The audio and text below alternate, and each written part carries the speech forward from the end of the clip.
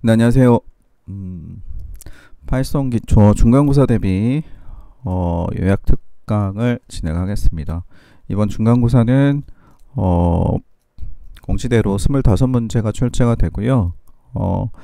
25문제 출제를 위해서 약 4배수 정도의 문제가 추가적으로 출제가 됐습니다. 그래서 아마 여러분들이 받아서 푸는 문제들은 그 문제 중에 랜덤하게 이제 받아서 이제 처리 문제를 푸셔야 될 거고요. 이렇게 출제가 되다 보니까 이 교환에 있는 내용들을 좀 전반적으로 부분 보면서 출제가 되었습니다. 특정 부분만 딱 보면 해결이 되는 이렇게 처리를 한 것보다는 자, 그 해당 교환 내부에서 볼 수 있도록 부분 전체적으로 좀 꼼꼼하게 보시는 게 도움이 되실 것 같아요. 각 주차마다 비중은 크게 차이를 두진 않았습니다. 각 주차마다 프레이를 그러니까 정리를 좀 꼼꼼하게 해두실 필요가 있고요. 앞에 있는 뭐 1주차, 2주차 정도까지는 이제 용어 중심으로 좀 보시고, 그리고 이번 중간고사의 특징은 뭐 프로그래밍을 한다기보다는 이 파이썬이 가지고 있는 특징이나 기본적인 개념, 메커니즘, 흘러가는 이제 어떤 흐름으로 이제 프로그램이 되는지, 그리고 기본적인 문법 내용을 체크하기 위한 문제로 출제를 했습니다. 그렇기 때문에 전체적으로 좀 꼼꼼하게 보셨으면 하고요. 일단 정리는 그 각 주차의 3교시에 뒤쪽에 이제 정리하기 이런 것들 한번 보면서 정리를 해보도록 할게요. 그래서 학습평가 이런 것들 이제 내용을 좀 정리하시면서 이 학습평가랑 똑같은 문제는 출제를 하지 않았습니다만 여기에서 이 개념이나 이제 물어보는 것들은 이제 유사하게 이제 나올 수 있는 문제들이 나오기는 했어요. 근데 이제 이것도 랜덤하게 이제 처리가 되는 거라서 일단 봐두시는 게 이제 꼼꼼하게 좀 봐두시는 게 좋을 것 같고요. 한번 여기 보도록 하겠습니다. 자, 프로그래밍 언어가 이제 용어 정리, 일단 1주차는 용어 위주로 좀 한번 보시면 좋을 것 같아요. 그럼 프로그래밍 언어가 무엇이냐? 요거 프로그래밍 언어가 무엇이냐? 요거를 좀 기억을 해두시면 좋을 것 같고요. 그리고 자, 동적 타입 언어 특징이 있죠. 특징 요거 동적 타입 언어의 특징이 무엇인지 좀 보시면 좋을 것 같아요. 아마 C 언어 공부하신 분들이 이제 여기 파이썬에 와서 좀 어려워하는 게 이제 이런 부분들이에요. 타입을 나중에 언제 어느 시점에 실행 시점에 처리가 되기 때문에 이런 부분들이 좀 어렵고 까다롭게 이제 느껴지는 거죠. 네. 자, 그리고 파이썬 특징을 한번 보시면은 객체 지향과 동적 타이핑한다. 앞에서 얘기한 대로 동적 타이핑에 대한 거는 어떤 특징인지 명확하게 좀 이해를 하셔야 될 것 같습니다. 그리고 여기 그리고 객체 지향이 어떤 특징이 있는지 이것들 한번 보시면 될 것 같고요. 자, 파이썬 할 때는 뭐 이런 환경에 맞게 처리할 수 있고 아나콘다 처리할 수 있다라고 얘기를 했죠.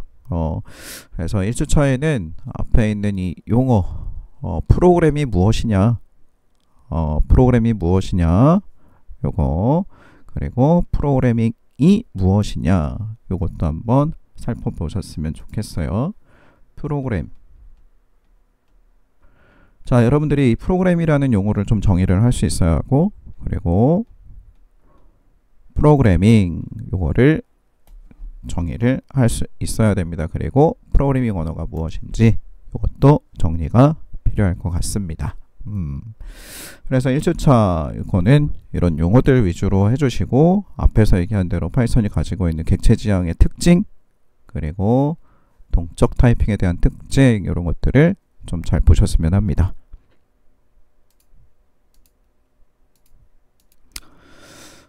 자, 그리고 이제 2주차에 대해서는 우리가 변수, 자료형 등을 우리가 얘기를 했죠.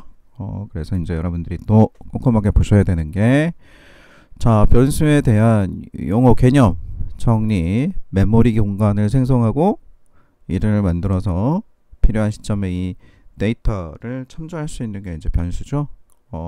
그래서 요거에 대한 특징, 요거 개념, 요것들을 가지고 가셔야 되는 거고요.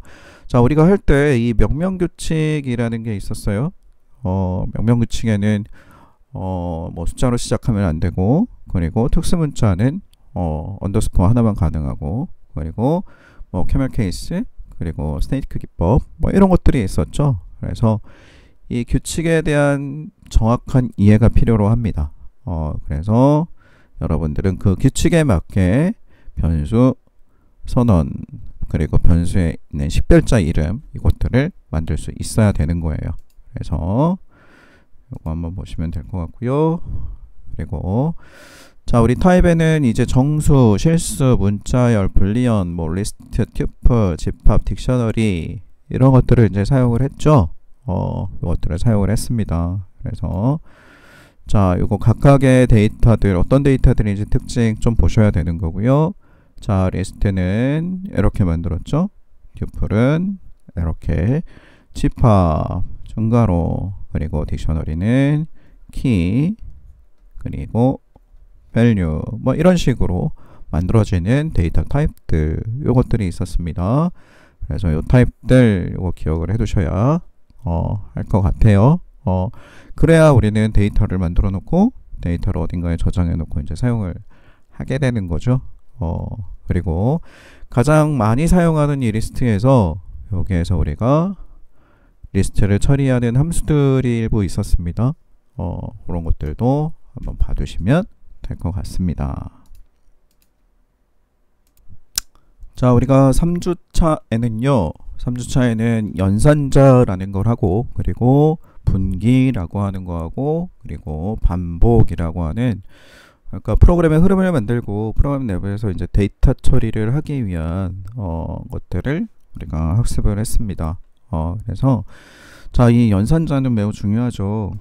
연산자를 쓰지 않고 프로그램은 할 수 없을 거예요. 그리고 우리는 데이터를 다루고 그걸 가공하기 위해서 우리 이러는 연산자를 만들게 되는 겁니다. 자, 연산이 뭐예요? 새로운 데이터 만드는 거라고 그랬죠. 그리고 이거를 연산자라고 하는 거는 연산을 위한 기호를 의미한다라고 얘기를 했습니다. 자, 산술연산자 여러분들이 잘 알고 있어요. 그래서 이 연산자의 특징들, 뭐 더하기, 빼기, 곱하기, 뭐 나누기, 나누기 연산 또 있었죠? 기억하셔야 되고, 나머지 연산, 요거에 대한 기능들, 자, 이런 것들을 이용해서 우리는 뭐 여러 가지 조건식이나 뭐 이런 것들을 만들었잖아요. 아니면 수식, 이런 것들 복합해서 이제 이런 것들을 만들었죠. 그래서 각각의 연산에 대한 특징, 특징 좀 기억을 해두시고 사용을 하셔야 되고요. 자, 나머지 연산자 가지고 우리가 뭐 짝수, 홀수, 뭐 배수 이런 것들 만들어 봤잖아요. 그것처럼 연산자 좀 기억을 해두셔야 할 것 같고요. 자, 관계 연산자 크다, 작다, 뭐 같다 이런 것들이 있는데, 이거 어디랑 우리 뒤쪽에서 if 분기하거나 while 여기 뒤쪽에 이제 조건식 들어가야 되는 것들이 있잖아요. 이런 것들 만들 때 사용했던 연산자예요. 그래서 연산자 기호들 좀 잘 보셔야 되는 거고, 그리고 논리 연산자 있었습니다. and, or, not, and, or, 그리고 not, 이런 것들이 있는데, 자, 우리는 요거 세 개를 다 묶어서 어떻게 해요? 이런 if나 while을 이용해서 이제 처리하는 연산을 만들죠. 그래서 간단한 연산들을 만들 수 있어야 하고요. 우리 수업에서 이제 다루었었던 이런 연산식들은 여러분들이 숙제를 좀 해두시면 될 것 같습니다. 그것들은 한번 봐두시고 어떤 연산인지 이것들 한번 보시면 될 것 같아요. 자, 그리고 대입연산자가 있죠. 대입연산자 여기는 뭐 간단하게 뭐 대입이라고 하는 거는 이렇게 해놓고 뭐 A는 10 이렇게 이제 대입해 주는 거죠. 그런데 우리는 여기서 이제 추가적으로 복합 대입 연산자가 있었어요. 그래서 이 복합 대입 연산의 흐름을 잘 보시고 해결할 수가 있어야 합니다. 그래서 이것도 한번 잘 봐두세요. 자, 이렇게 연산자들이 있었고요. 그리고 여기 뭐 if 그리고 else 그리고 elif 뭐 이런 것들이 있는데요. 일단 여기에서는 특정 조건이라고 해서 위쪽에서 만든 우리가 연산식들을 우리가 만들어야 되기는 하는데, 여기서 이제 기본적으로 if, elif, else 이런 구문들, 이런 구조, 이 구조를 좀 기억을 해 두시고, 나중에 이제 코딩할 때도 이런 거잖아요.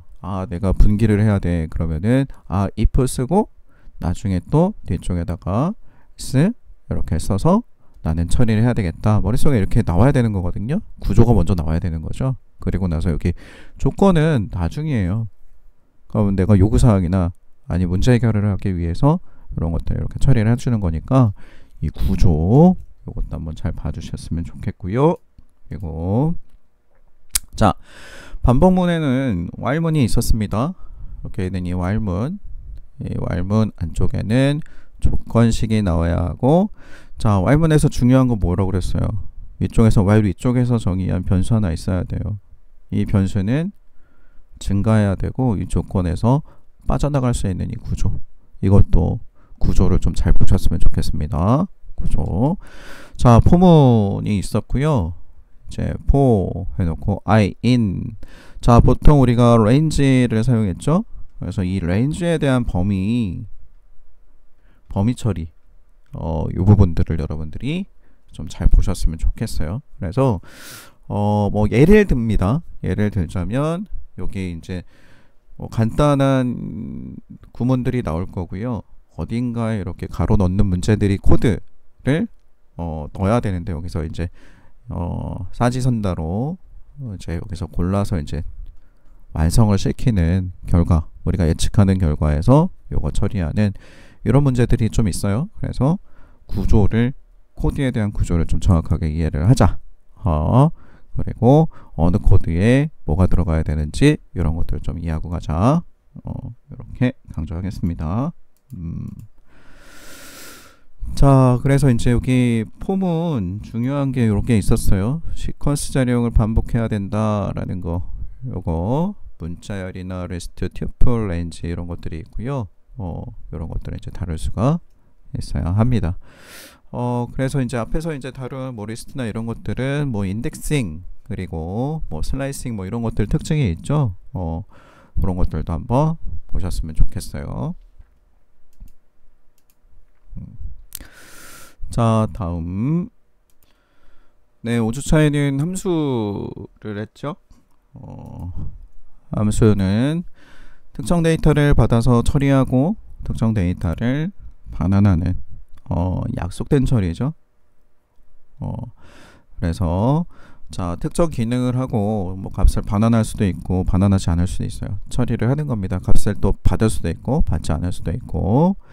그래서 함수를 쓰는 이유, 자, 코드를 줄이고 재사용한다. 자, 이렇게 되면 뭐가 좋아요? 가독성 좋아지고요. 그리고 코드량을 줄일 수 있기 때문에 생산성도 어느 정도 좋아질 수 있고, 유지보수. 여러 군데 똑같은 코드가 반복돼서 들어가 있다면 수정이 그 부분에 있다면 뭐 다 고쳐야 되겠지만 그렇지 않다라는 얘기죠.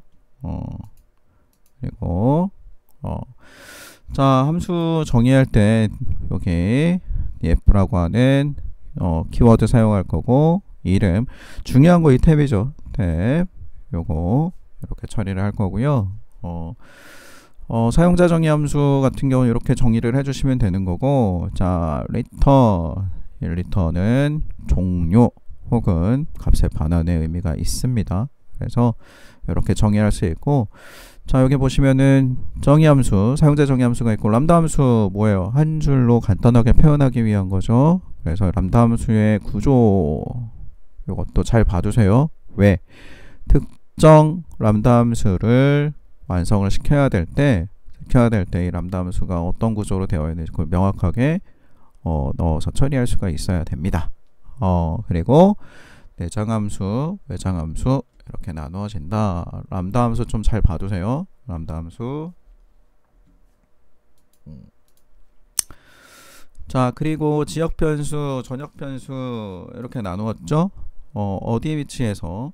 전역 변수는 함수 외부에서 선언되어 있는 거고, 지역 변수는 함수 내부 선언 외부 선언인데 이 전역 변수를 지역 변수 안에서 사용하는 경우들이 있어요. 그죠?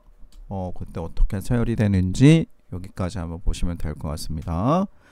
그리고 람다 함수의 맵 필터 함수들이 있었죠. 이 안쪽에 이제 함수를 넣어서 처리하는 것들이 있습니다. 그런데 여기에서 익명 함수라고 하죠. 이름이 없는 거 이런 것들을 이제 우리는 람다 함수라고 하고, 이 맵이나 필터를 사용을 할 때 람다 함수를 어떻게 사용하는지 예제를 좀 잘 한번 봐두세요.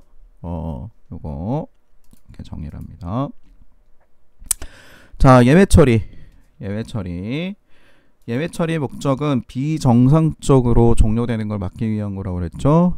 그래서 이것도 실제로는 뭐 구문이 어려운 거는 아니죠. 근데 우리가 이제 좀 기억을 해야 되는 게 있어요. try 구문은 뭐예요? try 쪽은 뭘? 예외 코드가 들어갈 만한 것. 그리고 except는 예외 처리 되는 거. 자, finally는 반드시 실행하는 거. 뭐 이런 것들이 있죠. 그래서 여기서도 이제 기억을 해주셔야 되는 게 이 키워드 구조. 그러면은 문장이 이렇게 코드가 들어갔을 때 얘네들이 어떤 코드로 들어가야 되는지, 어떻게 들어가야 되는지 이런 것들, 이것들을 좀 기억을 해둡시다. 이렇게 예외 처리까지 함수 이렇게 받고, 자, 내장 함수 프로그램 내부에서 이제 사용하는 것들이죠. 그리고 외장 함수 import. 자, 기억합시다. 요거 뒤쪽에서 이제 모듈 할 때도 마찬가지긴 하지만 여기 import를 이용해서 웹 라이브러리 모듈을 프로그램 안쪽으로 불러들여서 처리한다. 요거 기억해 두시고 되겠죠. 자, 다음은 모듈을 보겠습니다. 자, 이제 모듈이죠. 5주차 모듈. 자, .py 확장자로 만든 코드들의 집합이에요. 그러니까 이제 파일 안에다가 이제 코드들을 작성을 해놓고 저장해놓고 이제 따로 저장해놓고 관리하는 걸 얘기를 하는 거고요. 그냥 코드들을 따로 분리해놓고 내가 필요할 때 쓸 수 있도록 해주는 게 모듈이다. 이렇게 이해를 하시면 좋을 것 같습니다. 자, 표준 모듈이 있죠. 표준 모듈 뭐 여러 가지 좀 봤습니다. 그래서 모듈 안에서 기본적으로 처리할 수 있는 특징들 한번 잘 보시면 좋을 것 같아요. 우리가 이제 본 게 OS도 봤고요. 시스도 좀 봤고, 랜덤 봤죠. 랜덤은 몇 번 강조했어요. 랜덤도 있었고, 뭐 데이트 타임도 있었고요. 그래서 이런 모듈들 이것들 한번 보시고 거기서 이제 사용했었던 함수 기능들 이런 것들 한번 잘 봐두시면 될 것 같아요. 자, 사용자 정의 모듈은 따로 출제를 하지 않았습니다만 나중에 여러분들이 유용하게 이제 사용할 수 있는 부분들이니까 이것도 잘 봐두시면 좋을 것 같아요. 시험과 별개로 잘 봐두셨으면 합니다. 자, 외부 모듈은요, 외부에서 만든 모듈이라고 얘기를 했죠. 그래서 우리는 여기 설치를 해줘야 됩니다. 자, 내부 모듈 같은 경우는 파이썬이 설치가 되면서 이런 패키지들, 라이브러리 모듈 패키지들이 이제 저장이 돼놓고 이제 설치가 되는 거죠. 내부적으로 저장을 해놓고 이제 되게 되는데, 자, 우리는 별도로 설치를 해야 된다. 그때 사용하는 게 이제 pip 명령이에요. pip 명령. 자, 설치하고 pip 명령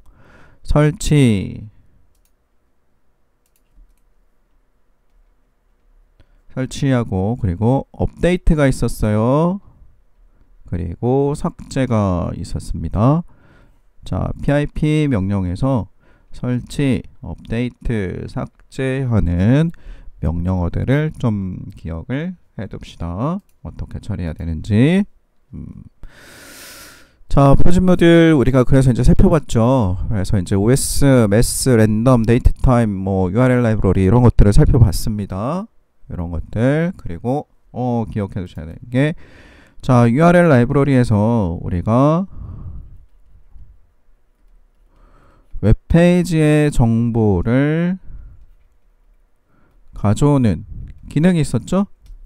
이때 사용하는 함수 요걸 좀 기억하자. 자, 여기서 이제 URL 라이브러리를 자꾸 강조한 이유는요, 여기 뒤쪽에서 우리가 크롤링이라는 걸 합니다. 그래서 이제 그거 때문에라도 좀 기억을 했으면 합니다. 사용자 정의 모듈 앞에서 얘기를 했죠. 그리고 외부 모듈 뭐 이런 것들이 있었습니다. 자, 외부 모듈 설치해야 된다라고 얘기했어요. PIP 명령 가지고 설치해줘야 된다. 그런 거 명령어 좀 기억을 해두자. 네, 객체지향입니다. 6주차 객체지향 프로그래밍인데요. 객체지향의 개념이 좀 어렵기는 합니다. 어렵기 때문에, 그리고 시간이 좀 짧아서 이 객체지향 쪽에서는 출제가 그렇게 많이 되지는 않았어요. 하지만 용어 정도는 여러분들이 좀 보시면 좋을 것 같고요. 용어를 여기서 봐도 돼요. 객체가 무엇인지, 그리고 이게 무엇인지, 그리고 클래스가 어떤 역할을 하는지, 설계도 역할을 한다. 이걸 가지고 우리는 객체를 생성하는 거다. 라는 거. 요거. 자, 그리고 인스턴스 객체를 말한다 라고 얘기를 했고요. 그리고 코드 안쪽에 생성자라는 게 있었습니다. 그리고 메소드, 기능 이런 것들, 용어들을 좀 정리를 해 두시고요. 자, 여기에 인스턴스, 여기 다시 한번 볼게요. 뭐 st는 해놓고 스턴트 이렇게 만들었다는 얘기죠. 그러면은 st 점 해놓고 여기에 속성 변수가 되는 거죠. 그리고 sd 점, 그리고 뭐 해주는 거예요? 메소드 호출 이렇게 한다는 거. 우리 참조하는 방법들, 이런 것들. 자, 일단 뭐 요거를 수업 시간에 했던 내용들을 좀 잘 보시고, 그리고 예측 코드, 실습 코드들 설명하는 것들 한번 보시면은 일단 어느 정도 사용법에 대한 거는 이제 아실 수 있을 테니까 이런 사용법들을 좀 잘 기억을 해 두시면 될 것 같습니다. 좀 전체적인 내용을 살펴보시고 요약 정리 좀 해보시면은 어렵지 않게 보실 거라고 생각을 합니다. 네, 좋은 성과들 거두시고요. 오늘 이제 중간고사 이후에 또 뵙도록 하겠습니다. 네, 감사합니다.